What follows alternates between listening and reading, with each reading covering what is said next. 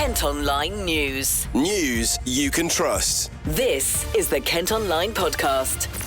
Nicola Everett. Hello, hope you're okay. Thanks ever so much for downloading today's podcast. It's Friday, June the 12th, and our top story today. After a deadly outbreak of meningitis in Kent earlier this year, a one-off vaccination programme's being offered to help protect Year 13 pupils across England.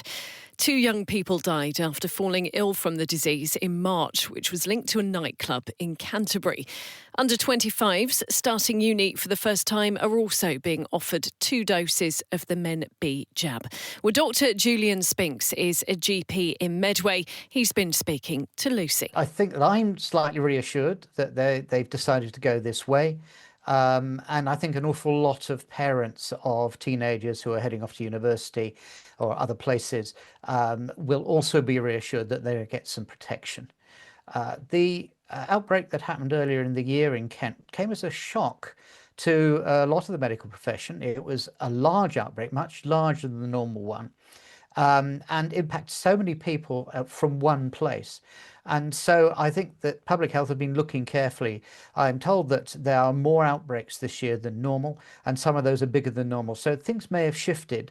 And so it's a wise precaution to be vaccinating people who are going into that at-risk group in advance of them going to university. Yeah, it feels like they've acted quite quickly to sort of respond to this. But obviously with students starting university in September, there's a sort of limited amount of time to get them vaccinated before that. Yes, it's a short time and there's 2 doses need to go in.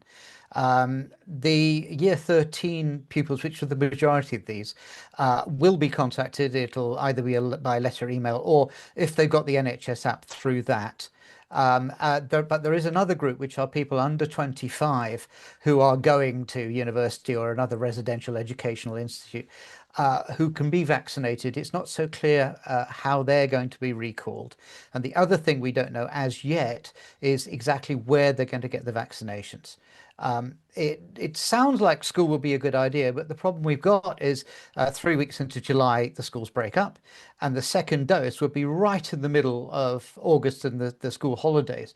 So they're probably going to have other arrangements, but it's not clear what they're doing at this point. Now, this has been described as a one-off vaccine programme. Do you think it's something they could continue with in future years as well? There's a possibility of that. At the moment, the Joint Committee on Vaccines and Immunisations is actually looking at the situation. They were the ones who recommended the previous scheme coming in, and that was anybody after September 2015, babies were offered the vaccination. But we have got this cohort of teenagers and young adults who missed out on that. They're going to look, but for this year, they couldn't wait for the outcome of that. So that's why they've jumped in and used this one-off scheme. But I would not be surprised if it turns out next year it's going to become a regular feature. What about for younger pupils, students who may be like 16, 17 and are still going out mixing with big groups? I know some of the people who caught meningitis in the recent outbreak were younger, 6th formers. Should they be given any protection, do you think? Again, it's something I think that needs to be considered going forward. Generally, that group hasn't got as higher impact for meningitis B. The biggest problems are in children, particularly infants, who are at much greater risk. And then there's this jump up around the time when people go to university. But yes, we've got either we're going to have to do it every year to catch up as they get to Year 13, or that we're going to have to go back and do all the children who've missed out. And that's anybody who's over the age of 11 who hasn't had a vaccination in Kent, for example, after the outbreak we had. Louise Jones-Roberts is the owner of Club Chemistry, which was at the centre of the outbreak earlier this year. She campaigned for a vaccine programme. I'm really relieved that they're rolling this out. I have continued communications with the government on this, mainly just because I just didn't want it to be where, from our end, things went quiet. I wanted to keep the pressure up. So I'm really relieved that they've done this.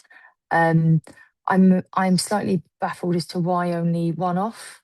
I would have thought it made sense for a rolling programme of this for people in Year 13 going into university or onto whatever. So I don't know if they're going to look at that. And And obviously, there's been another fatality in the interim period from our outbreak. So there's always questions around whether a more rapid programme would have helped or alleviated, but still immensely grateful that we're there now for this year. Yeah, you mentioned there as to whether this could be more than just a one-off vaccination programme. Is that something you would continue to push for then? Yeah, absolutely. I don't understand why not. So there were 330 cases of meningitis B in the last 12 months. 10% of those are fatal. So there's 33 people essentially, there or thereabouts, have died from something that's preventable. And those that have passed away have been predominantly in the age group 15 to 25. So these are young, preventable, completely unnecessary deaths. You obviously put a load of literature up in the club after what happened, telling people to be careful and, avoid sharing vapes and things like that. Have you seen behaviours change since you've reopened, Louise? Yes, I think people are much more conscious about sharing of vapes, most definitely. And policing no vaping inside has become easier as well. So it was already a policy, it wasn't allowed, but trying to keep on top of it was really challenging because it was ubiquitous. Now you say to somebody, if you get caught vaping, you're out, and you are out. Everybody takes that on board. So that's been a positive outcome, I think. Bookings for the vaccine are expected to open in mid-July. Eligible young people will need 2 doses given at least 4 weeks apart. You can also read this story in more detail at kentonline.co.uk. Kent Online News. Other top stories today, and a learner driver who left a passenger with serious injuries in a head-on crash in Sheerness has avoided being sent to prison. Stephen Kelly also wasn't insured when he smashed into a people carrier on Bryle Way in May last year. The 37-year-old from Well Road in the Rushendon part of Queenborough was given a suspended sentence and 12-month driving ban. A Maidstone man who was previously spared jail for abusing a young boy is now behind bars after police found indecent images of children on his phone. Harvey Doughty was given a suspended sentence in 2024, and officers later carried out a surprise visit to check his devices. They discovered secret accounts and conversations with an AI chatbot that was pretending to be a 10-year-old girl. The 23-year-old from Knott Court has been locked up for 10 months. A person's been treated by paramedics after breathing in smoke during a house fire in Cranbrook. The blaze broke out at Marden Road yesterday afternoon. 3 fire engines were sent to tackle the flames. It's unclear what caused it. Now, a 91-year-old woman has been forced to leave her home of 20 years, just weeks after being targeted by thieves. Lucy's here with more on the story. Well, Queenie Watts was a resident of the Cutbush and Corrall almshouse in Maidstone, but was becoming unable to live independently, which is a condition of the accommodation. In November, she fell victim to a con artist who tricked her way into her home by pretending to be a carer, took her bank card and stole more than £2,000 from her account. Queenie had been diagnosed with Alzheimer's and vascular dementia in February last year, and her family say it's devastating that she's been forced to leave the place she knew and loved. They applied to Kent County Council for a place at a care home, but after an assessment in March this year, the authority decided residential care wasn't the right solution for her. That meant they wouldn't get any funding, and care home fees usually cost around £1,500 a week. A family member's now used his own money to get Queenie a place, and she's living happily in Bearsted. KCC have also agreed to carry out another assessment. Thanks ever so much, Lucy. An attendant man who's struggling to care for his seriously ill wife says he's heartbroken after a visa application for his stepdaughter to come over from Zimbabwe was refused. 77-year-old Joan Weir has spent the last 7 months on a hospital bed in her living room after suffering a stroke. She also had to have her right leg amputated due to gangrene. She has 6 carers a day, but her husband Chris, who's 81, says says he needs more support. Jones' daughter isn't allowed to come to the UK as officials don't believe she would return home or be able to fund her stay. The Home Office have told us they won't comment on individual cases. Kent Online reports. It's been revealed councils in Kent have set aside almost £13 million to fund the process of abolishing themselves. Local government reorganisation will see current local authorities scrapped and replaced with fewer, bigger unitary bodies. We're expecting the government to announce next month how many councils there'll be in Kent and where their borders will be. A junior school in Canterbury has announced plans to join a multi-academy trust. Bosses at St Stephen's are asking staff and parents what they think of the idea. They want to join Turner Schools, which already oversees 8 sites across Canterbury, Dover and Folkestone. Now, the masts of a bomb ship that sunk off Kent during the Second World War are going to stay in the county when they're finally removed. The SS Richard Montgomery went down off Sheerness in 1944. A contract has been awarded to remove the masts as the wreck has become unstable. The US has agreed to hand them over. Meantime, 90 new sites have been added to a list of heritage assets in Swale. Prospect Villa in Minster, a memorial statue for the Short Brothers in Laysdown and an Art Deco cinema building in Sittingbourne are all included. The King's Ferry Bridge and Sheerness Water Tower have also been chosen as significant landmarks. The conservation of every place on the list will now have to be considered in any planning applications. Now, next on the podcast, we've been told that 5 big office buildings in Kings Hill could be demolished to make way for new houses. Bosses say the sites are mostly empty because of a huge change in how we all work after COVID. Office sites elsewhere, you might well have seen, have been turned into flats. But Harry Trahair from Praxis, which owns the sites, has been telling me that's not an option here. We're effectively going to be proposing a demolition of those existing office buildings and the construction of some high quality homes on those sites. So it's it wouldn't be appropriate both for the quality of accommodation that the local Kings Hill community would expect in terms of the quality of housing, and also the local market just doesn't demand flats, which is what you would end up putting into an existing building. So we're proposing a full demolition of all of the buildings on those sites, and we have as part of our outline planning application, we'll be including some illustrative layouts showing what we think could be built on those sites as and when planning consent's granted. That's quite interesting then to what's happened in other areas where office blocks have been converted and perhaps haven't necessarily worked as people would like. Does it make the project a lot longer in terms of getting those houses built if you are obviously going to demolish those office blocks, but in the long term it will make a much nicer community, I presume? Yeah, I mean, I would expect that if we often permitted development consent is quicker and easier to achieve. Whether that would be the case locally within Tunbridge and Walling, I don't know.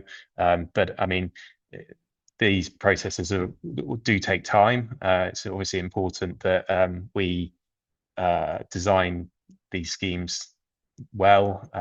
Admittedly, we're going for an outline consent, and the way that works is that a developer will then end up doing a deal with a developer to buy these sites, and they'll come along later and submit a reserve matters application. So they will really go through the detailed design process. So it is relatively long-winded. But I think, as you sort of alluded to, it's important that we're building, a good quality product for the local community, and it's we're giving everyone with a vested interest in Kings Hill the opportunity to understand what we're proposing and have the opportunity to comment on those proposals. Yeah, I was going to say, how important is it that you take the community of Kings Hill along with you? I mean, I'm presuming they would much prefer some really lovely looking properties where people are actually moving into the community rather than empty office blocks that don't really serve a purpose anymore. But how important is it that they have a say, and will you take on board any feedback that they give you? Yeah, absolutely. I mean, it's hugely important for us to make sure that we're doing the best for Kings Hill, and part of that is improving employment prospects and attracting, good quality businesses to Kings Hill. And that's why we're investing money in the existing office portfolio that we're going to retain. But equally, we want to be creating, as I said, good quality homes and engagement with the local communities, and really important for us to make sure that we're doing the right thing. Plans of what the area could eventually look like have gone on show today for the first time. Kent Online reports. A homeless charity has revealed it's struggling to keep up with demand following a drop in donations. Medway Street Angels run soup kitchens 3 times a week from a car park on Clover Street in Chatham. Bosses say they spent more than £32,000 on food last year, but donations dropped from 41 to 37,000. Plans to expand a seaside oyster shack onto a beach in Whitstable have been put forward. Bosses at the Forge want to build a new decked area on the shingle in front of the venue. Similar plans by the Whitstable Oyster Company were rejected back in 2021 after the whole thing ended up in court. The people behind a redevelopment of the bandstand in Herne Bay say they plan to spend £800,000. Hassan and Nejmi Hassan, who own Macari's in the town, have been given commercial control of the structure. Repairs to the stage are expected to start this summer as they hope to bring live music back to the venue. And finally, ahead of a memorial being unveiled in Dartford, Craig Revel-Hallwards paid tribute to fellow Strictly judge Len Goodman. I'm absolutely delighted to be joining you in Dartford for this very special tribute to Len Goodman. Len was not only a wonderful judge and broadcaster, but also a true ambassador for ballroom dancing. He had that rare gift of making everyone feel welcome, whether they were world champions or complete beginners taking their very first steps onto the dance floor. I had the privilege, of course, of working with Len for many years, and what people saw on television was exactly what he was like in real life, to a degree. Warm, witty, knowledgeable, and always ready for a perfectly timed one-liner. He loved dance, but more importantly, he loved people. One of my fondest memories, of course, is his incredible ability to put contestants at ease, even when they were terrified. Behind the scenes, he was always encouraging, always supportive, and always full of laughter. That's why I think it's so fitting that Dartford Borough Council is recognising Len's contribution and celebrating the remarkable legacy he leaves behind. He inspired generations of dancers and brought the joy of ballroom dancing into millions of homes around the world. I'm really honoured to be part of this tribute and very much look forward to joining you as we celebrate the life, career and lasting impact of the wonderful Len Goodman. See you there. The TV star passed away in April 2023, just 6 months after announcing his retirement. An interactive artwork is going to be installed outside his dance school on Market Street next month. Kent Online Sport. Cricket, and after a run of games in the T20 Blast, Kent are returning to the longer format of the game. They've travelled to take on Lancashire in the County Championship. If the rain stays away, play is due to get underway at 11 over the next 4 days. Well, that's all from us for today. Thanks ever so much for listening. Don't forget you can follow us on socials. Plus, you can get details on the top stories direct to your email each morning, which is via the briefing. To sign up to that, just head to kentonline.co.uk. And whilst you're on the site, you can also subscribe to Kent Online Premium. That gives you access to content with fewer ads and exclusive stories. Don't forget, today you can check out the latest review from our secret drinker and head to the What's On pages of Kent Online for details of everything going on in the county over the weekend. Hope you have a fantastic couple of days. We'll be back with the podcast on Monday. News you can trust. This is the Kent Online Podcast.